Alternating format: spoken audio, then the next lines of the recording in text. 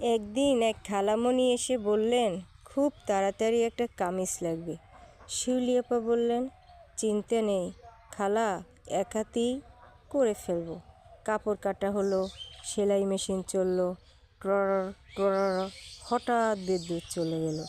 শিউলি আপা বললেন, আরে সমস্যা নেই, অভ্যাস আছে।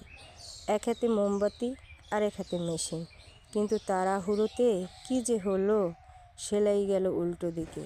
কামিজ তৈরি। খালা এটা গায়ে দিয়ে বললেন, সাইড সেলাই সামনা দিকে আর সামনা সেলাই পিছন দিকে। শিউলি আপা মাথা চুলকে বললেন, খালা এটা এখন রিভার্স ফ্যাশন। পাড়া জুড়ে খবর ছড়িয়ে গেল, এখানে এক হাতা উল্টো সেলাই হলেও হাসি কখনো উল্টো হয় না। কাজল ক্রিয়েশনস চ্যানেলটি সাবস্ক্রাইব করে আমাদের সাথেই থাকুন। আসসালামু আলাইকুম।